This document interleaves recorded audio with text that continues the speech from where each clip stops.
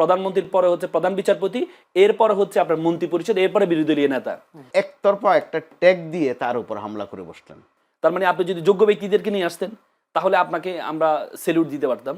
একটু জালিমের মতো আচরণ করে ফেলে, এটা কিন্তু শহীদদের পরিবারগুলোকে কষ্ট দিচ্ছে। সংবিধান সংস্কার এই কি বলে এই যে আদেশটা ওয়ার্ডারটা হয়েছে, রাষ্ট্রপতি যে ওয়ার্ডারটা হয়েছে, সেই ওয়ার্ডারে বলা আছে যে একসাথে শপথ গ্রহণ, একসাথে প্রথম দিনেই যেটা প্রথম দিনে শপথ গ্রহণ করতে হবে সংস্কার পরিষদের।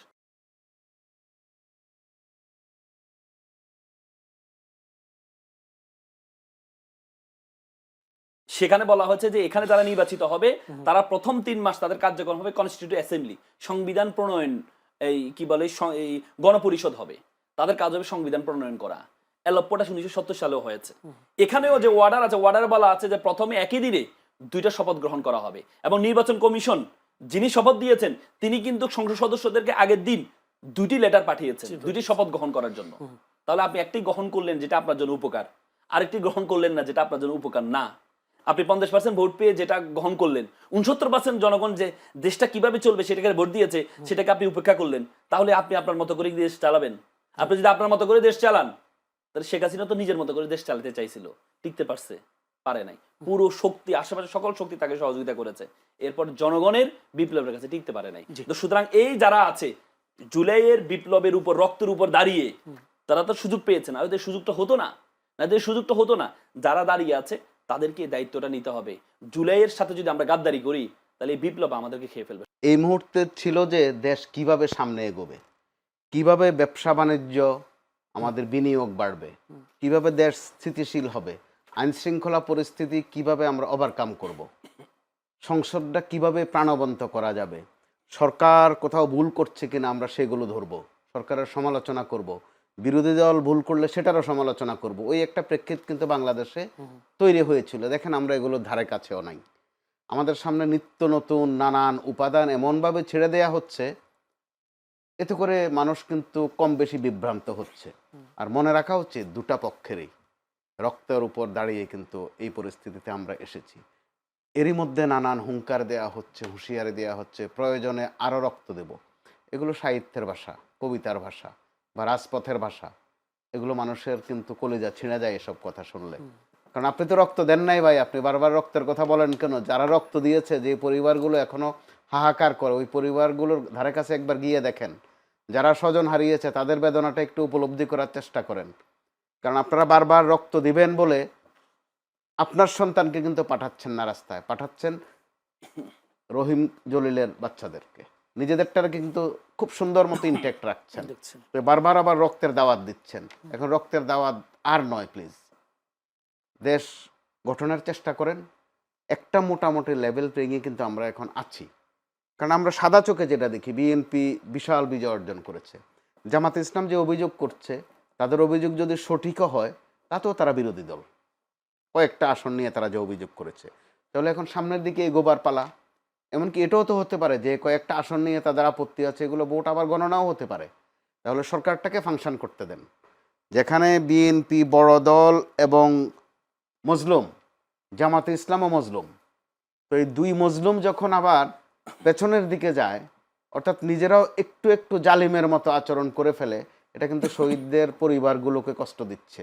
যারা হাসপাতালে কাতরাচ্ছেন, এখনো কিন্তু শত শত আছে বিভিন্ন হাসপাতালে পঙ্গু হয়ে আছে, তারা কিন্তু বড় কষ্ট পায়।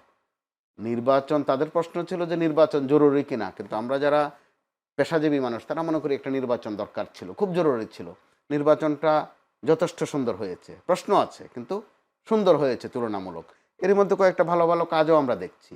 জামাতে ইসলামী ঘোষণা দিয়েছে তারা কোনো সরকারি প্লট নেবে না, গাড়ি নেবে না, বিএনপিও সেটাকে ওন করেছে, আমরা ভালো লক্ষণ দেখছি। কিন্তু অনেকগুলো প্রধানমন্ত্রী কিন্তু এরই মধ্যে তার যে ওয়াদা, 31 দফা সংস্কারের ওয়াদাই নয় শুধু, নির্বাচনী ওয়াদাই নয় শুধু, আরও নানান ওয়াদা পালনের জন্য কিন্তু ব্যাপক পরিশ্রম যে করছেন সেটা কিন্তু আমরা দিব্যি দেখতে পাচ্ছি। তাহলে তার পরিশ্রমকে সফল হতে দেওয়াটাই বোধহয় বেশি যুক্তিযুক্ত। তা না করে আমরা পেছনের আলাপকে যেভাবে আস্তে আস্তে করে টানছি সামনে, কোনটা বৈধ, কোনটা অবৈধ, কোনটা সাংবিধানিক, কোনটা অসাংবিধানিক, যথার্থ বলেছেন অ্যাডভোকেট রাসেল যে দুদিন পরে কে যে বলে আসবে, এই স্রোত যদি চলতে থাকে যে সব বাদ দেন, শেখ হাসিনা এই প্রধানমন্ত্রী সাংবিধানিকভাবে। কারণ ওইদিকে যেতে বোধহয় খুব একটা সময় লাগবে না যদি আমরা এই অপ্রাসঙ্গিক আলাপে বেশি থাকি। জি, একই পরিবারের 3 জনকে হত্যার অভিযোগ প্রতিপক্ষের বিরুদ্ধে আছে এবং নিহতের সঙ্গে প্রায় 4 জন, আহত 10 জন। এই যে আধিপত্য বিস্তার, এগুলোকে আপনি মব মনে করবেন না আন্দোলন, নাকি আধিপত্য বিস্তার, কোন ক্যাটাগরিতে ফেলবেন? এগুলো সামাজিক অশান্তি মোটা দাগে। তো মবের বিষয়টা স্পষ্ট, যেহেতু মন্ত্রী মহোদয় করেছেন, বুঝে শুনেই করেছেন।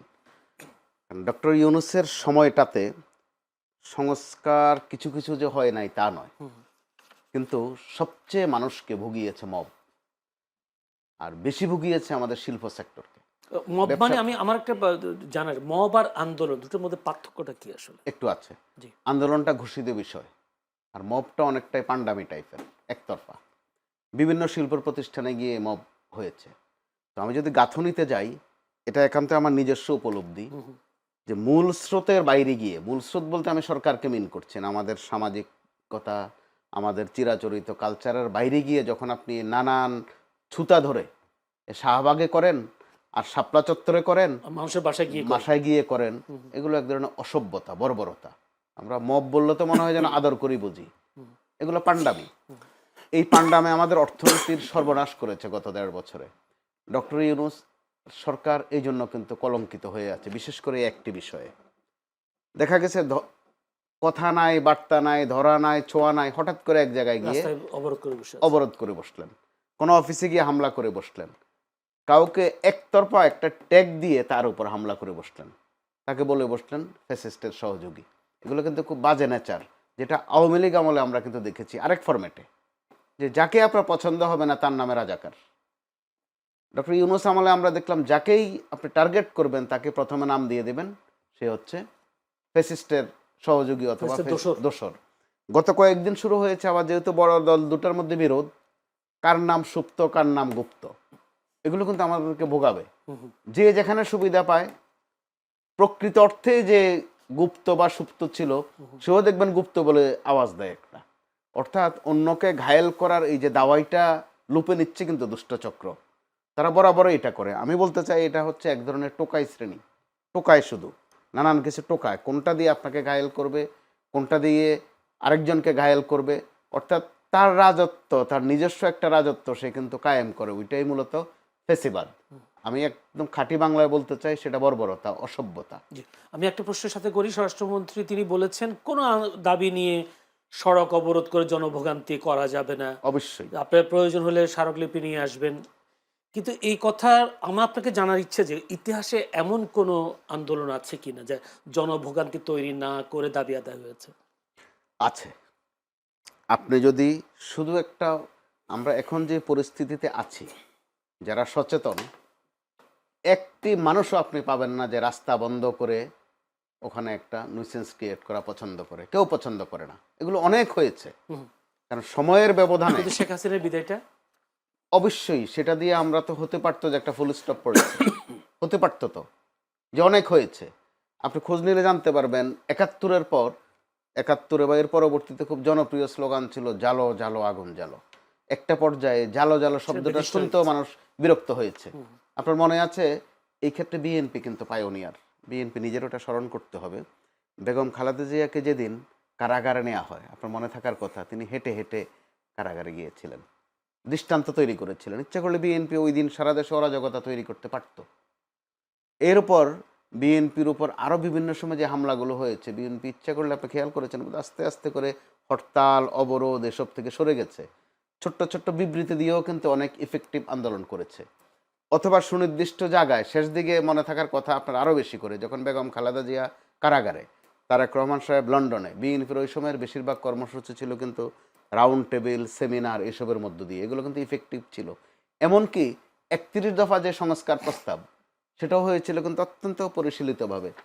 এগুলো কিন্তু অত্যন্ত ইফেক্টিভ, মানুষ এখনও লুপে নিয়েছে, এখনও আলোচনা এগুলো আছে। সর্বশেষ তারেক রহমান সাহেবের যে নির্বাচনী প্রচারগুলো দেখেছেন, যথাসাধ্য চেষ্টা করা হয়েছে জনভোগান্তি যেন কম হয়। জামাতের আমির যেগুলো করেছেন, এগুলোর মধ্যে আমরা দেখেছি ভোগান্তি যেন কম হয়, একটা উৎসব আমেজ। নির্বাচনের নতুন একটা পদক্ষেপ আর কি। জি অবশ্যই, কালচার বদল। এরপরে সর্বশেষ এখন যেটা হচ্ছে, তারেক রহমান সাহেব খেয়াল করে দেখুন, ওনার যাতায়াতের পথে যত শর্টকাটে যাওয়া যায় ঠিক সেটাই তিনি কিন্তু করছেন। খুব একটা গাড়ি প্রটোকলের বহরও কমিয়েছেন। কমিয়েছেন। এগুলো তো ভালো লক্ষণ। তো লক্ষণ যখন ভালো হয় তখন এই মব সহ এই ধরনের খুচরা পান্ডামি অবশ্যই একটা ফুল স্টপে যাবে। আমরা ওই আশাবাদী কিন্তু হতে পারি। জি, ধন্যবাদ। কারণ একটা সময় আমি রসিকতা করে বলি, ডক্টর ইউনূসের সময় তিনি, আমরা বরাবরই দেখি যে অন্তর্বর্তী সরকার বা তত্ত্বাবধায়ক সরকার অথবা 111 টাইপের সরকার, যে তারা একটু সাহসী হয় এবং একটু কড়া হয়। ডক্টর ইউনূসের সময় 1.5 বছর আমরা দেখেছি ওখানে কিন্তু কড়াকড়ি ছিল না। মন চেয়েছে তো আপনি চলে গেছেন যমুনার সামনে, ওখানে গিয়ে নাচলেন, রাতভর থাকলেন, আজে বাজে স্লোগান দিলেন। তো ঠিক আছে, উনি ওনার বৈশিষ্ট্য মতো করেছেন।